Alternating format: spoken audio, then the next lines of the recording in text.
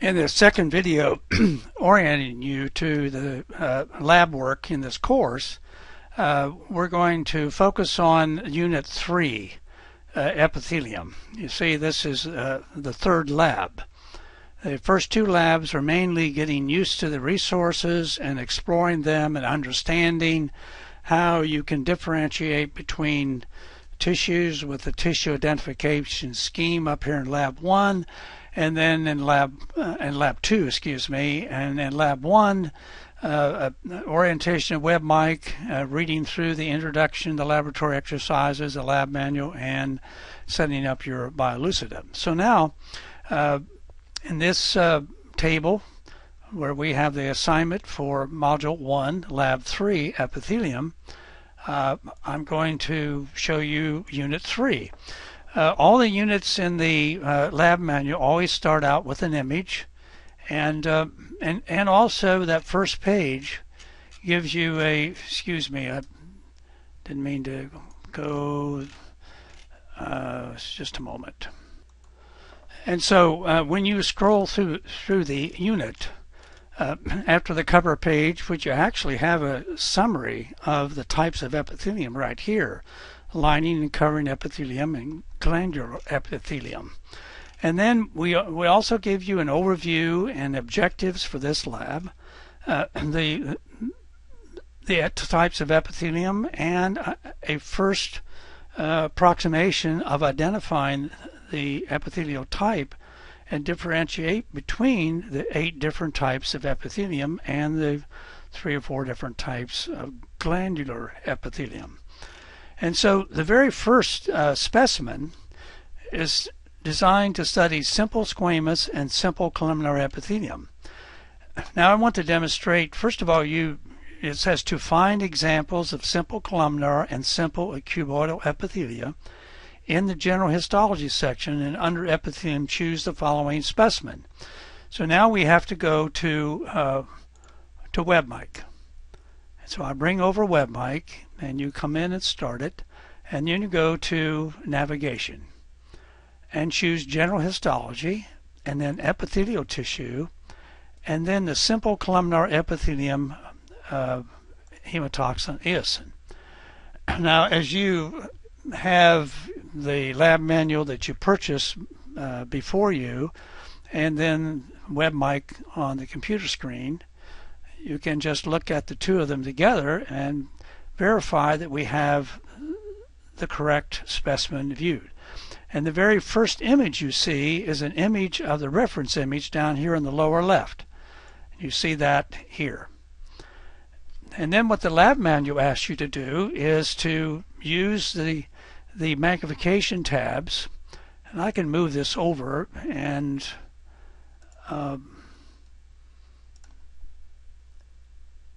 so you can see some overlap orientation here, and we can make this a little smaller like this. Okay, so this reference image verifies for me that I am looking at the right specimen because the images are the same. And so I'm going to click on the first 5x image, and up here it's in 20x. And you can see the structures that are labeled are connective tissue, epithelium, the lumen, and the blood vessel. Now, how do you get those on WebMic? Well, you simply go to the toolbox, and I'm going to open this up a little bit more so we have space, and we show the labels. And so there they are. And with labels that are colored, you can read details about this. You can also remove this round window and move around and see the specimens. So this table gives you what is labeled at the different magnifications.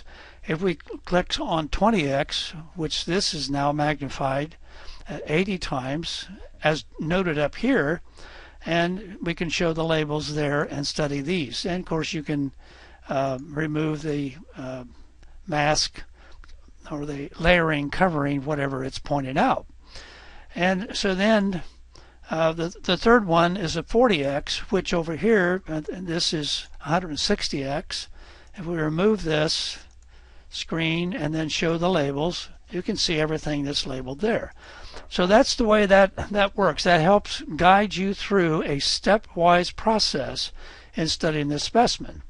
Now, when we're studying simple cuboidal epithelium, you're asked to go to a different specimen.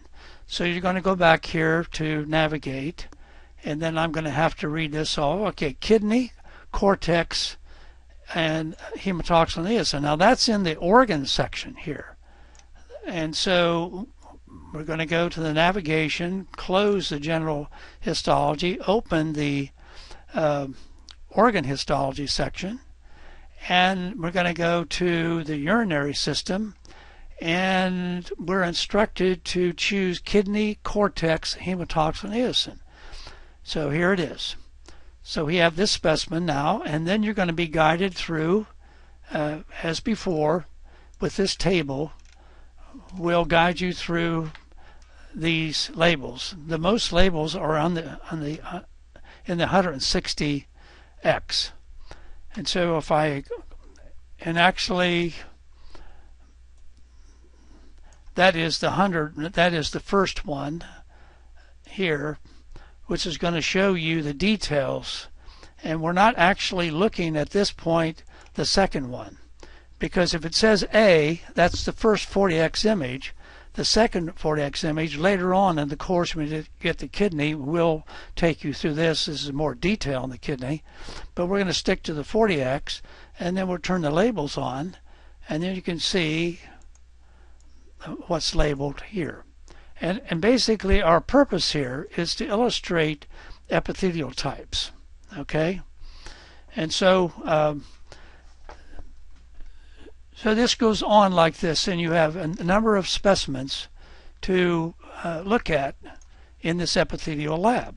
I'm not going to go through all of them, but I think you get the idea now. Now, after you have gone through a number of specimens, then we pose questions. What does the term simple denote when referring to an epithelium? What are the basic cell types? And those are three questions related to that group of specimens. Now we're going to stratified epithelium, and so you're going to have to go to the organ histology section and find esophagus under the GI tract. So again, it's important to understand how to navigate in WebMic. So we're going to go to the gastrointestinal section, and then we're going to go to intestines. Let's see what it told us to do. Go and choose the esophagus, hematoxylin eosin. Okay, here it is right here. So now you will choose the different magnifications. Let's say now you see we have 80XA, 80XB, 80XC. That means that in the 80X there are three, A, B, and C, and then the 40X there's A and B.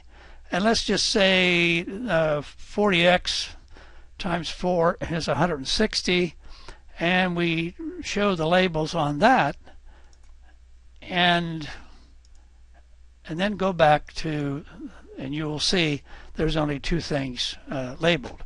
If we, well, there's several things labeled. There's a lymphocyte, and everything that's listed here is also listed over here. I think you've got the idea. And of course, once you in the help video, which you were instructed to view by clicking on help and then view this 11-minute video, if you've done that, then you have become oriented to WebMic, and you know that you can do a identification quiz. You can also choose a multiple choice quiz.